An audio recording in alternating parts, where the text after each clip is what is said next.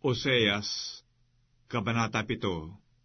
Nang aking pagagalangin ang Israel, ang kasamaan nga ng Ephraim ay lumitaw, at ang kasamaan ng Samaria, sapagkat sila'y nagsinungaling, at ang magnanakaw ay pumapasok, at ang pulutong na mga tulisan ay nananamsam sa labas, at hindi nila ginugunita sa kanilang mga puso na aking inaalaala ang lahat nilang kasamaan.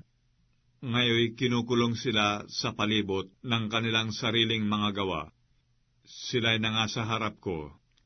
Kanilang pinasasayan ng kanilang kasamaan ang hari, at ng kanilang pagsisinungaling ang mga prinsipe.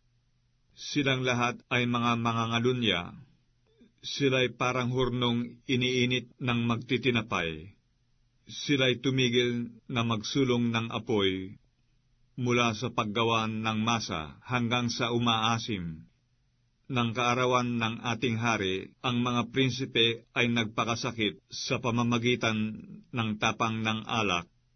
Kanyang iniuunat ang kanyang kamay sa mga manduduwahagi, sapagkat kanilang inihanda ang kanilang puso na parang hurno, samantalang sila'y nangag-aabang. Ang kanilang magtitinapay ay natutulog magdamag. Sa kinaumagahay, nagniningas na parang liab na apoy. Silang lahat ay nag-iinit na parang hurno, at nilalamon ang kanilang mga hukom.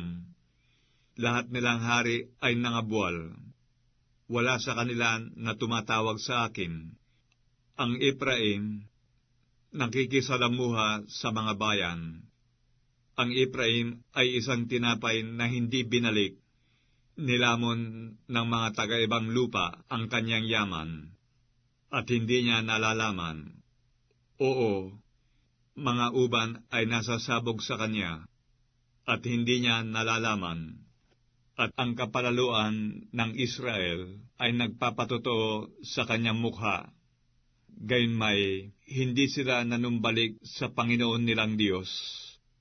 Nihinanap man siya nila dahil sa lahat na ito, at ang Ephraim ay parang isang mangmang na kalapati, na walang unawa. Sila'y nagsitawag sa Ehipto, sila'y nagsiparoon sa Assyria.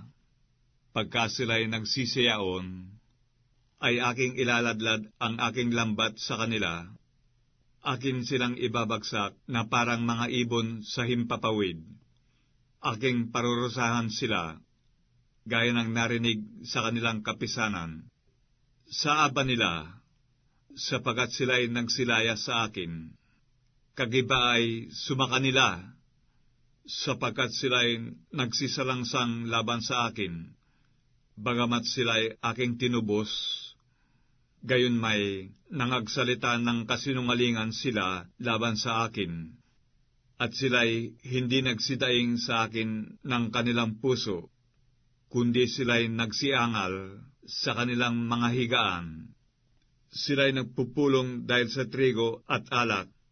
Sila'y nanganghimagsik laban sa akin, bagamat aking tinuruan at pinalakas ang kanilang mga bisig.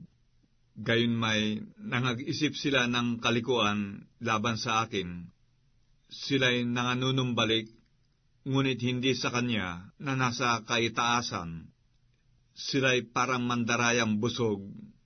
Ang kanilang mga prinsipe ay mga bubuwal sa pamamagitan ng tabak dahil sa puot ng kanilang dila. Ito ang magiging katuyaan sa kanila sa lupain ng Ehipto.